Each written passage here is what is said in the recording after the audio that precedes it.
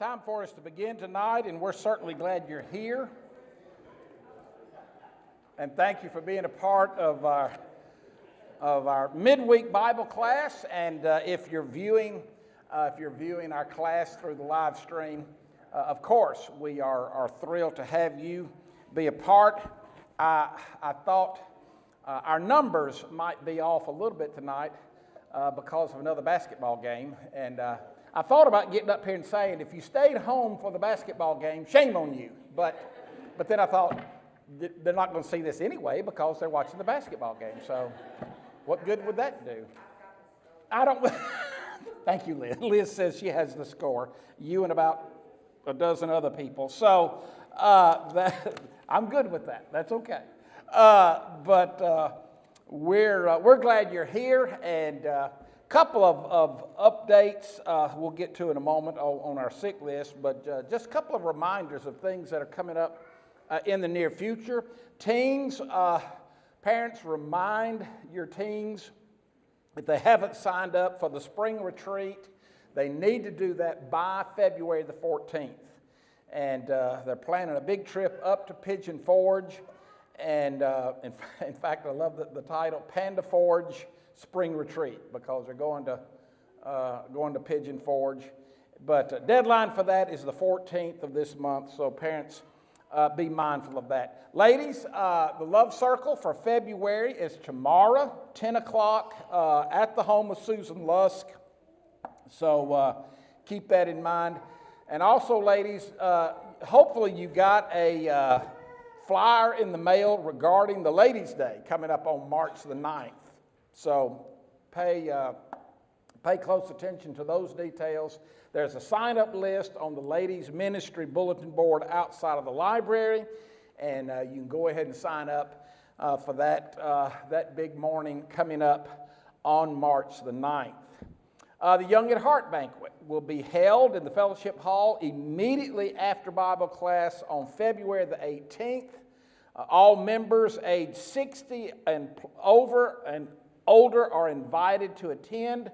If you're married and your spouse is not 60, of course, you bring them with you.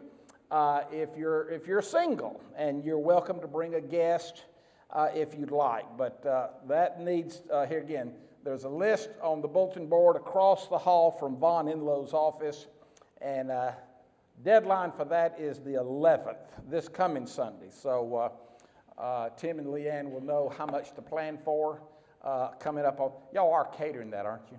Phew, boy, that was kind of been awkward if they went, no, we weren't asked to do that. So I knew they were. But anyway, if you've never, maybe this is the first year you qualify for the Young at Heart banquet, then by all means sign up and be a part of that gathering. So those are kind of the congregational events coming up in the near future. Now, as far as our prayer list is concerned, we found out Debbie Teal was able to go to the rehab facility she is at Encompass there in Huntsville. She was able to go yesterday. So not really certain on how long she'll have to be there, but she starts her physical therapy there at Encompass. She did tell me Thursday of last week that their regimen is 5 hours a day.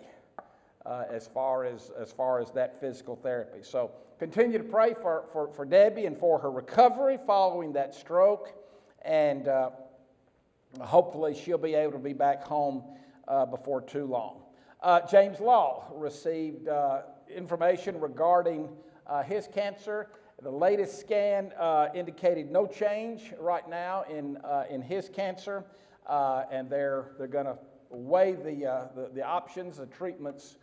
Could continue, but he still feels good but the scan just didn't indicate that there had been any marked difference in his cancer at this point. And of course that could change, but continue to remember him. Jeanette Mara will have to have another scan in the near future, and she asked that we remember her in our prayers. Sarah Fondren, of course, is a sophomore. She's already a junior. Junior at Freed Hardeman, came down with type A flu. And so Amy went to get her this past Sunday, got her home, got her on the medication, doing much better, hopes to go back to school tomorrow.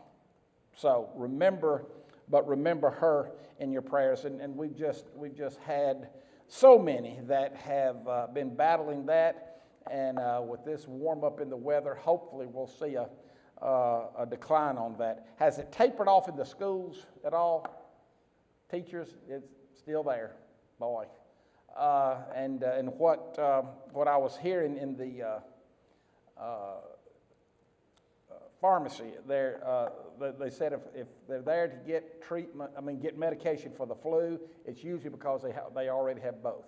They got COVID and flu at the same time. So anyway, we have folks who are confined at home because of that. So remember them. Are there any others that we might not know about? Let's bow. Father, we pause at this moment thanking you for the opportunity to come together here in the middle of the week, and we acknowledge the blessing that comes from being able to break up the busyness of the week and come together and to fellowship and to pray and to study and to be reminded of situations that are clearly beyond our reach, and we put them in your hands. And we do that tonight, Father, with Debbie Teal in her continued recovery. Likewise, for James Law and Jeanette Mara, and that they would see improvements in their respective conditions. We're mindful, Father, of Sarah and others who are battling seasonal illness, and we pray, Father, that they too would all continue to see improvement and would know of the prayers that are being lifted up for them. We continue to take note of families who have lost loved ones, and we ask your continued compassion and love be showered upon them. We're thankful for your word, for the opportunity that we have to study tonight. We pray, Father, for opportunities to always incorporate the teachings of your word into our daily lives. Continue to go with us as we strive to be a proper example and to be more like your Son. And it's in his name that we pray. Amen. I got an email this morning about the continued issues in the country of Cuba, and I know you pray for our brethren there and for the preachers that we support, but I'm still trying to figure out the connection, because we've got some national leaders that thought the same thing, and that is the way you curb inflation is raise prices. And I've never understood how they figure that works there. But in 2021, the Cuban government announced to the general population, if you would like to start a small business, a private small business, then we encourage you to do that. And they issued, since 2021, they had issued over 1 million small business license. But lest we get real encouraged by that, the issue there is if you are issued a license to operate a business, there is a 10% sales tax levied that the government gets. In addition to that, the government is to receive 35% of your overall profits.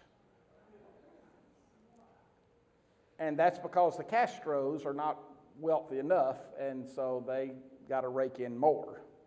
And that's all it is, because they're not spending that on the general population or the infrastructure.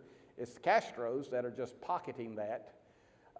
And so to further add insult to misery, there are measures that will probably go in at the end of February that will raise the price of gasoline 500%.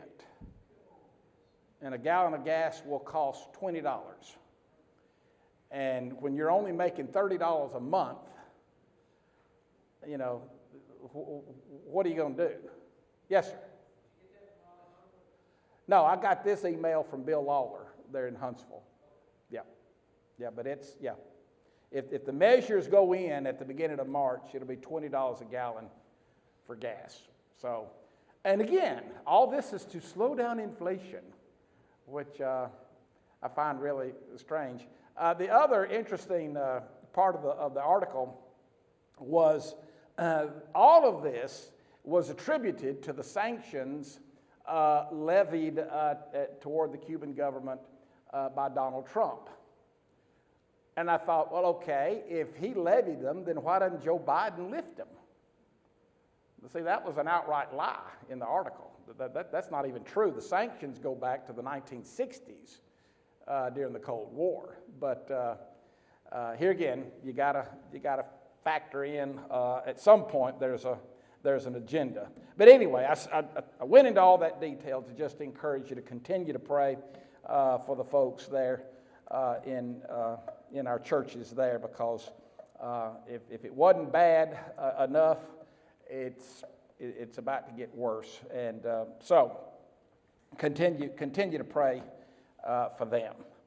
Okay, we are ready. We took a break last week for the fifth Wednesday night singing, and we're ready to start in John chapter 18. John chapter 18, and at the beginning, and I mentioned this a couple of weeks ago, if you have that red letter edition, you'll notice that all the red that starts back in near the end of chapter 13, and then 14, 15, 16, 17 has now come to a conclusion. The discourse that Jesus delivers there in the upper room has come to a conclusion, and now they leave. In fact, verse 1 of the opening part of the 18th chapter, Jesus had spoken these words. He went forth with his disciples across the Kidron Valley. And so the leaving here, there's an interesting use of the words there. It's more than just leaving the upper room. They leave Jerusalem, as it were. They come out through that particular gate and cross the Kidron Valley, where during the wet season, the winter months, there would be a stream that came through that part of the Kidron Valley. They would cross that stream and then make their way up onto the hillside, Mount Scopus, and on that side, and there was on the side of the mountain was the Garden of Gethsemane. And evidently, it must have had a number of olive trees, because the word Gethsemane means olive press, of all things. Did y'all go, Carol, when you and Vaughn made that trip? Y'all went to Gethsemane, and did they still talk about the fact that there are some trees there that they think might go back that far, might go back a couple of thousand years? Right, there was one that was still surviving. Yeah, unbelievable. One tree that they believe could date back as much as 2,000 plus years. So there are a lot of questionable spots in Jerusalem. They'll say this, but this is one that's not really disputed. They're pretty certain, given the parameters, the descriptions given in the text as to where it was located, that it would be, but were there other gardens around there? Well, sure, but the fact that this one had been preserved might indicate it was preserved for a reason. Yes, sir.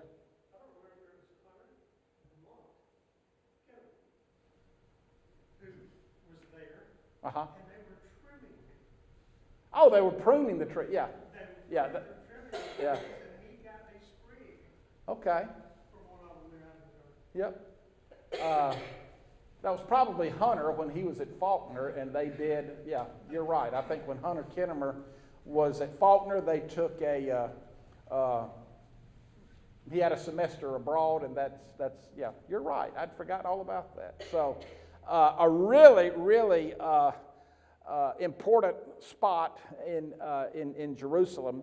And so Jesus goes there, And evidently, and here again you go into the Matthew, Mark, and Luke's account, they indicate that Jesus went there with some level of regularity.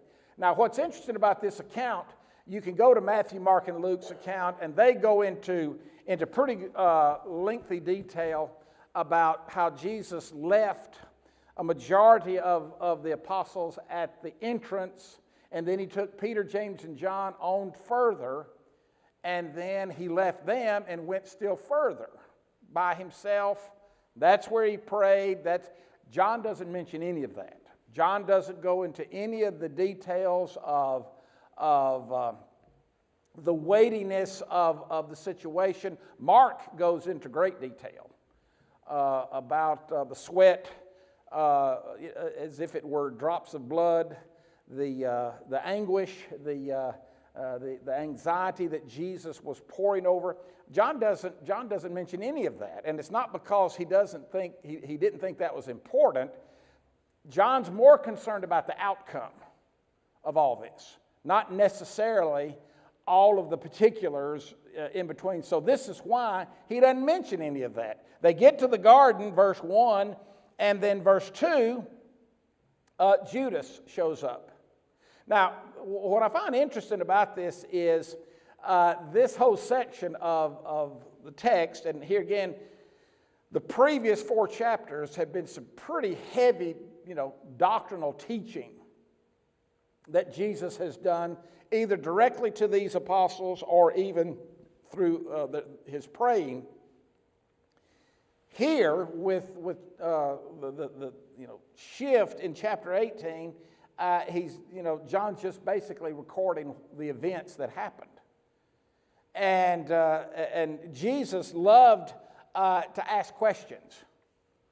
And what I find interesting about this is Judas shows up, and by the way, I've got to, I've had to go back, and having looked at this, I've had to go back and alter a conclusion that I had come to in the past. And I'd never noticed this because in Matthew, Mark, and Luke's account, they talk about the guards, the temple guards who were with them. John is very clear to point out that Judas had also, verse 3, Judas procuring a band of soldiers and some officers from the chief priest. And for the longest time, I had concluded, okay, Roman soldiers would not have been a part of this because, number one, they didn't care at this point. But some scholars are of the opinion that Judas went as far as to convince the Jewish leaders and the high priest that Jesus had been teaching sedition. So then the chief priests then tell Pilate, it might not be a bad idea if you sent some Roman presence with them. And so that's why you have a distinction here. Judas procuring a band of soldiers, and then, of course, the temple security forces sent by the high priest. And they show up there with lanterns and torches and weapons, the RSV says, which is all really interesting because if they were trying to be covert and sneak up on them in the garden, no. Why the torches, would you think? And by the way, what's interesting about this, if the Gethsemane where Jesus is here is the same one where they think it is today, he could have looked across the Kidron Valley and seen this group leave that gate coming off the Temple Mount. He would have seen them coming. And all he would have had to have done is gone over the mountain, over the mountain range there to Bethany, and hid where? At the home of Mary and Martha and Lazarus. It was no big deal. But they were not trying to be quiet or covert in any way. You got all these torches and and I got to thinking, why the torches? Oh, it certainly was at night. Yes, yeah. But the interesting thing about that was, I think they wanted to make sure they didn't take the wrong person. They want to make sure they got the one that Judas identifies. And John is very quick to point out that's exactly what was going to happen. And verse 4, I think, is the crucial part of this entire story, because Jesus, John adds what? Knowing all that was to befall him. And that same idea is permeated throughout the entire Gospel of John, and that was what? None of this was a surprise. Jesus knew all this was going to happen. And of all things, he steps up and he says, "Who are you looking for?" RSV says, "Whom do you seek?" And that's pretty consistent, because he has asked, in fact, the Gospels record at least, I didn't realize this till I ran across it in one of the commentaries this week. The Gospels record 135 questions that he asks.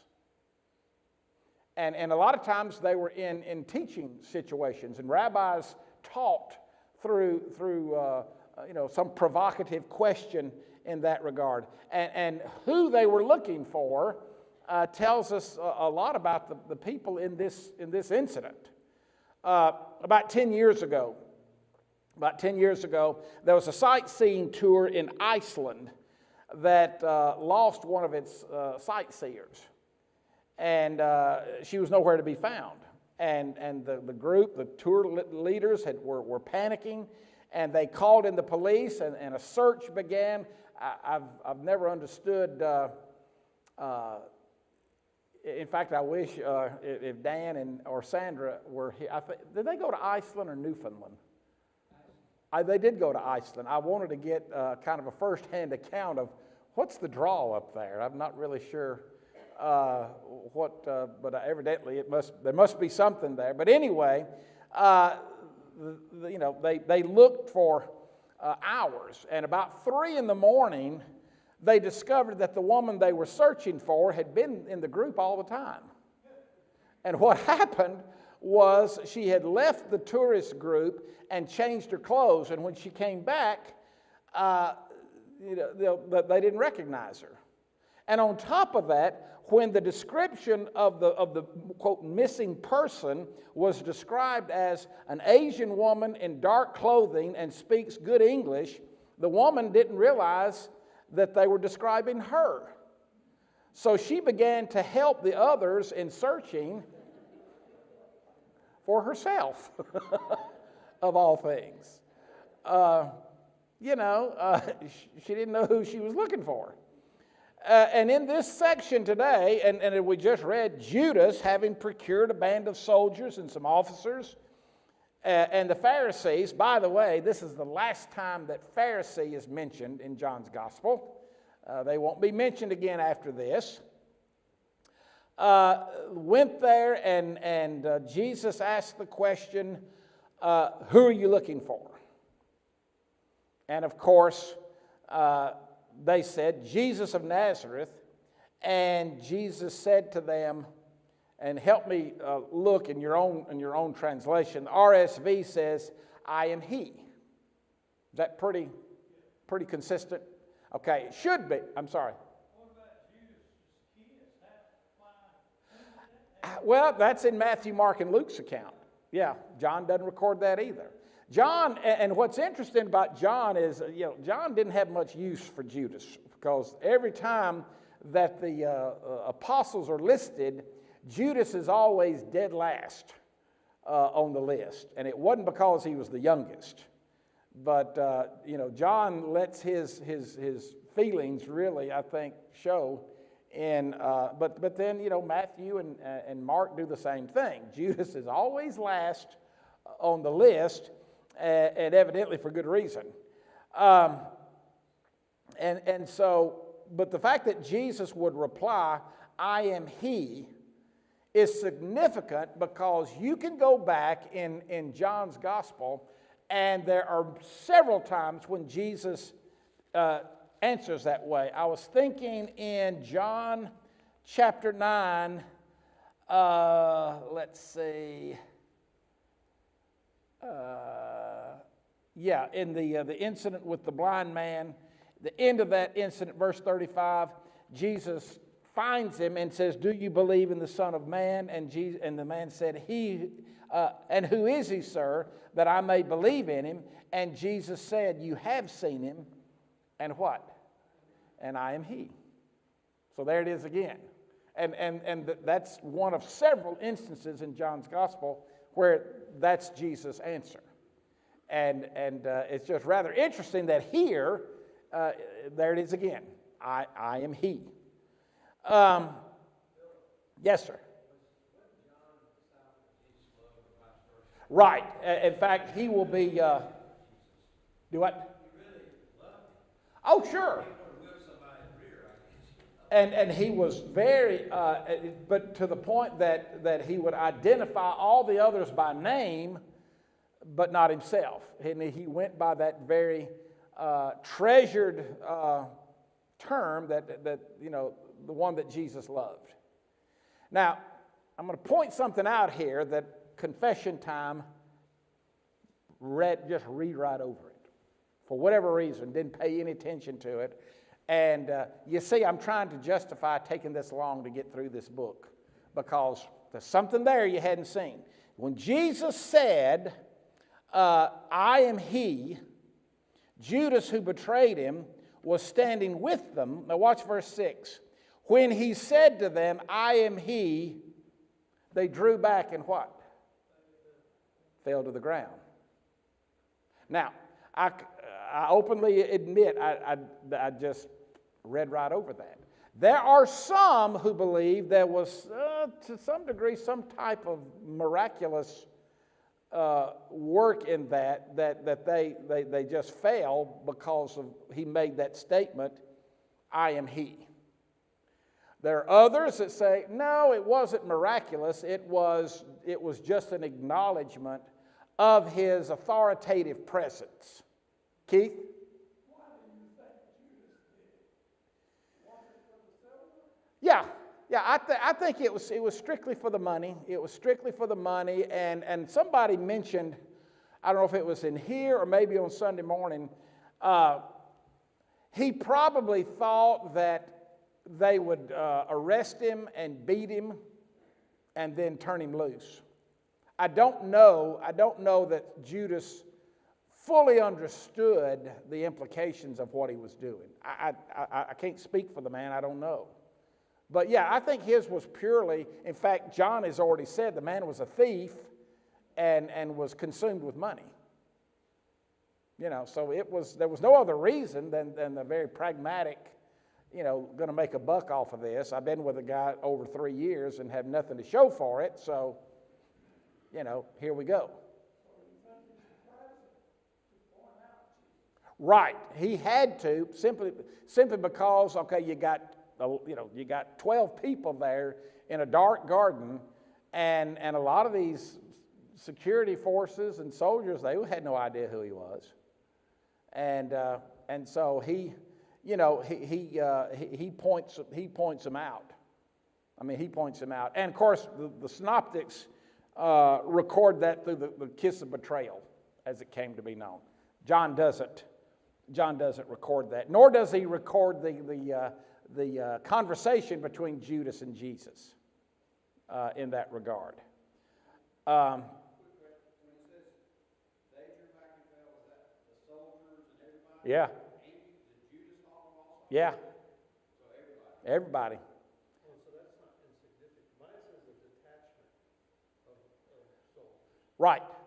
Which is not a small number. No, it wouldn't have been. It wouldn't have been just those who were immediately standing there by him. And so, I go back and forth on whether or not it was just an immediate reaction to the fact that he was that commanding, or was it miraculous that caused them to do that? I think it could be either way. Either one would require a little bit of conjecture. James? The fact that they went out there armed, they expected resistance. Right. Yeah, and they're going to get a little bit of it in a minute, but it's... That doesn't happen. But they are, I think you're right, I think they went out there expecting some type of trouble, and of course they don't get that. The other thing that I find interesting here is he asked the question again. Again, he asked them, who are you looking for? Or whom do you seek? And it's interesting when you're reading this, who's in charge? He is. Not the officer, not the captain of the detachment. No, the captain hadn't said a word. Jesus is in charge because he's asking the questions. You know, that's usually the way it works. Whoever is asking the questions is generally in charge. And so he asked them again. And they said, Jesus of Nazareth. At verse 8, I told you that I am he. So in other words, if you're looking for me, then let these other men go. In other words, the other disciples.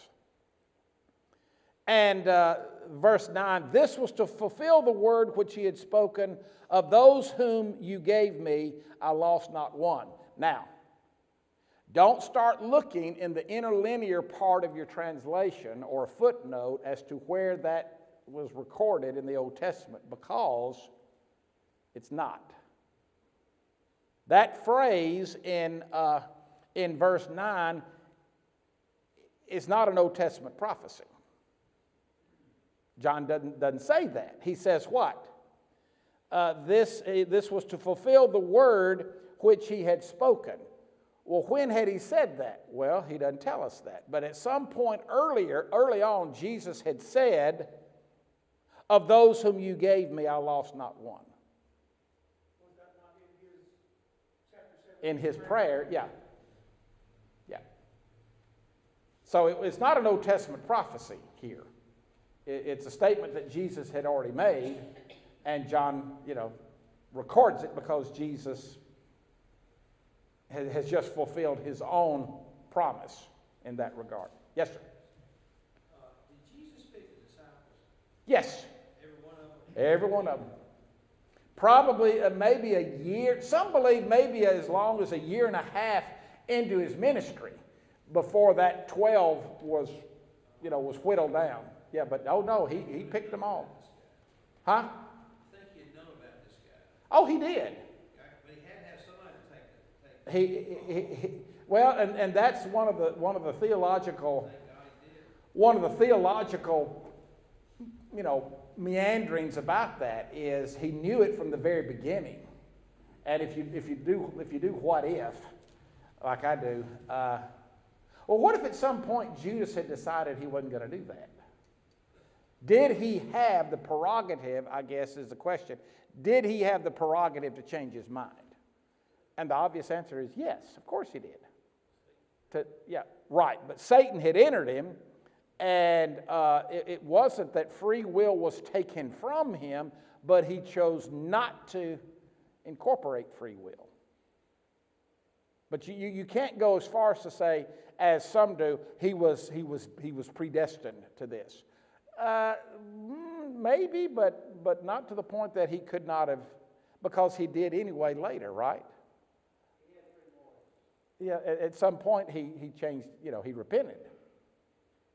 It's too late for Jesus in that regard.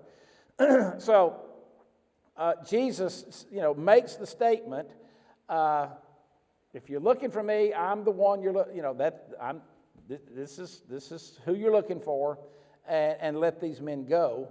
And then verse 10, Simon Peter, having a sword, drew it and struck the high priest's slave and cut off his right ear. Now, all the other three, in fact, all four of the Gospels record Peter's actions here. What makes John's account unique here is that last phrase in verse 10, which is what?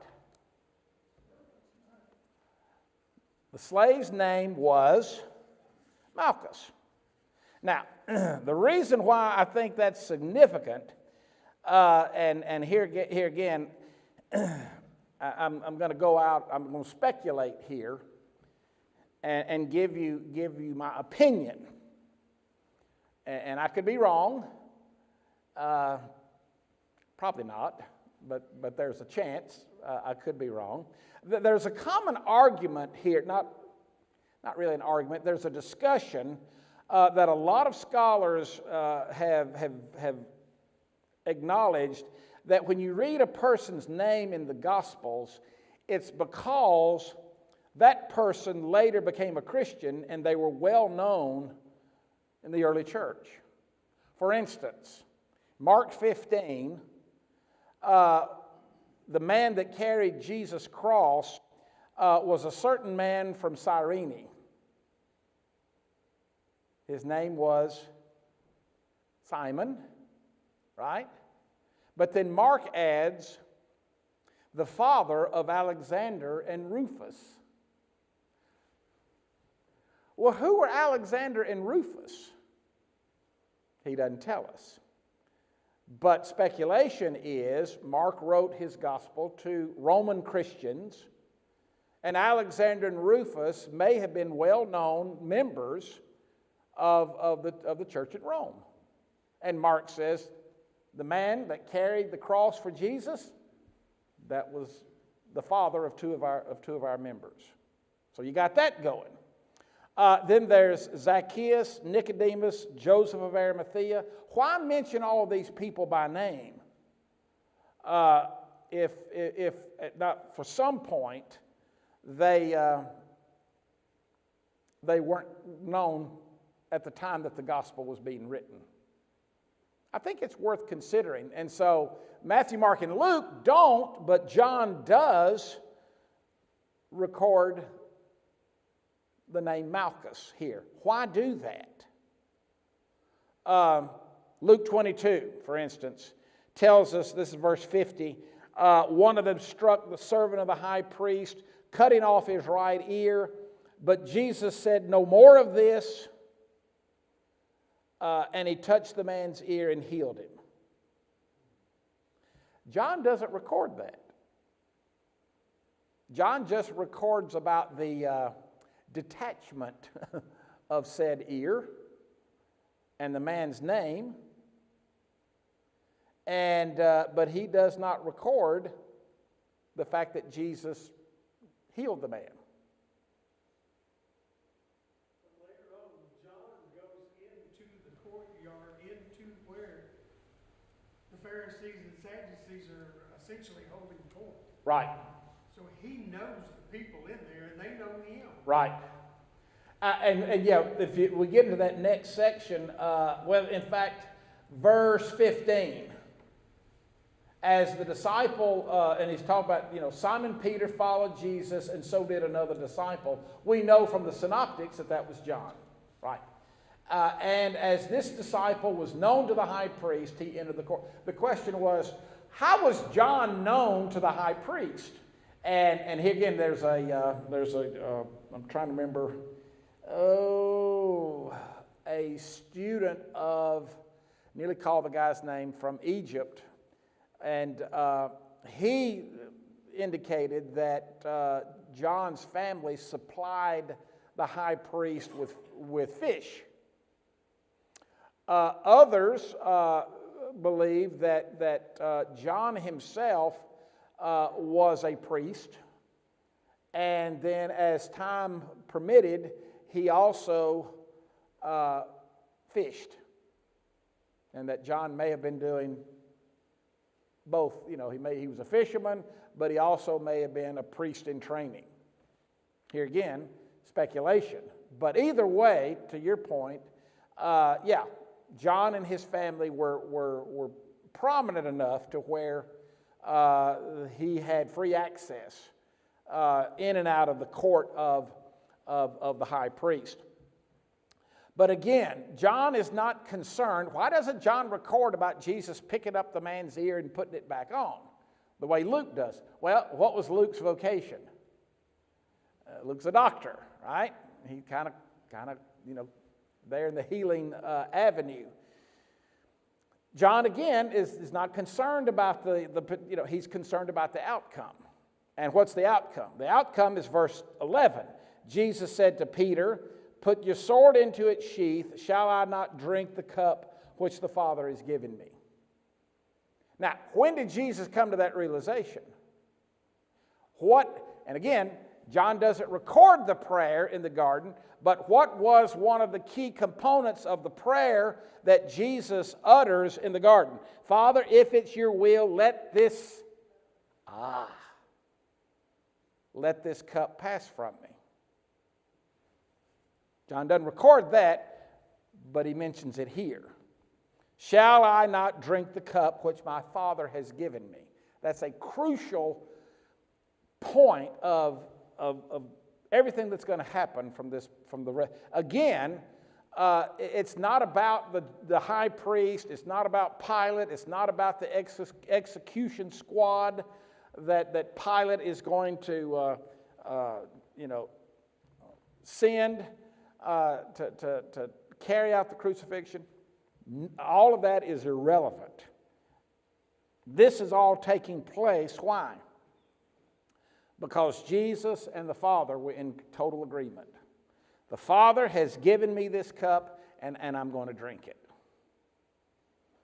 So the band of soldiers and their captain and the officers of the Jews seized Jesus, and I always thought this was the height of irony, and they bound him. And by the way, John is the only one that records that. Matthew, Mark, and Luke do not mention the fact that he was bound. But John mentions that, and what we see happen from this point on is without a doubt, and we can go through example after example in world history, in American literature, and we can note some of the greatest instances of injustice, where justice seemed to be, completely absent, and truth and fair play, if you will, not even a part of it. And in fact, it's already started. And we'll in the next week we'll talk to some degree about how Jesus is going to be taken to what is the equivalent to the Congress or the legislature of the Jewish people. Prior to Roman occupation, the Sanhedrin was the highest governing body of the Jews. They not only oversaw religious matters, but they also oversaw civil, because they were together. They were the same thing. Civil and religious matters were kind of intertwined. And so these were the lawmakers. These were the law enforcers of the Jews.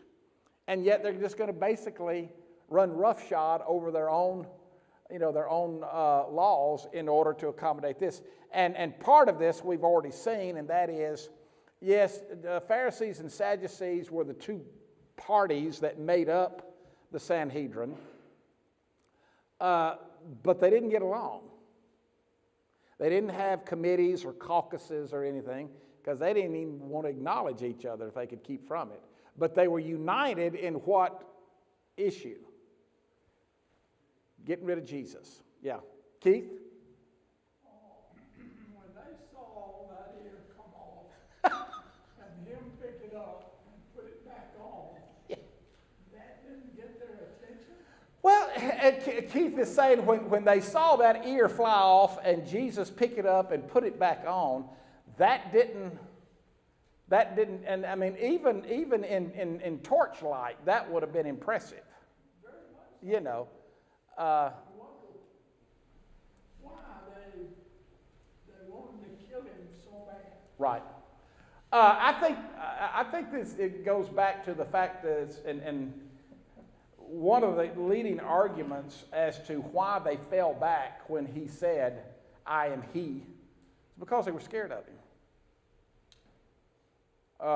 In fact, those that do not see a miraculous component to that incident contend that. They were scared to death of him. And until, they really had an idea, because, what were they expecting? The fact that they had all these weapons and everything. I mean, were they expecting fire to come out of his eyes and waiting for him to vaporize everybody? Well, no. Brad? Wasn't they expecting him to be a king? He said he was the king of the Jews, so they would have thought he had his own. You would think, yeah. Yeah, I mean, I look at this right here. It's almost like he's helping them fulfill the things that's supposed to happen. Right. They didn't understand who he was, and he's like, okay, I am who I am. Right. I'm who you're looking for. And of course, John does not record Jesus' total remark to Peter when he told him to put up his sword, because he said one prayer. With one prayer, I could have 12 legions. And we have missed that a little bit. And even though we sing the song, he could have called 10,000 angels. The numerical value of 12 legions was technically 72,000. So we need to change the song up, I guess.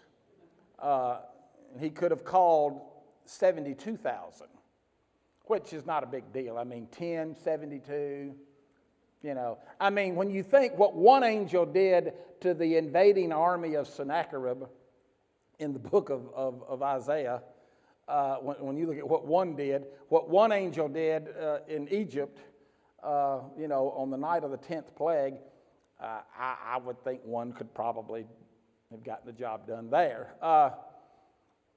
But to your point, Brett, yeah, that's what they were expecting, and they didn't, he didn't do that. Mm-hmm, mm-hmm. Go that way, but he didn't. It's like he was helping them. Right. And so here, the miscarriage of justice here is probably where I have the hardest time. Because the law specifically said the accused could not be arrested and apprehended at night. That's the first one. Is that why the Romans were involved? Yes. But they're doing that at the request of the lawmakers of the nation. And even Jesus will acknowledge this later. I was in the temple every day. I was so why do you wait till the middle of the night? And it is. It's the beginning of the greatest, I think the greatest example of injustice ever perpetrated. And it starts here with, and there are probably 4 or 5 others that we'll try to point out as we go through. But the fact that they arrested him in the middle of the night was a violation of their own law. All right, we'll put a mark there and pick up here next week.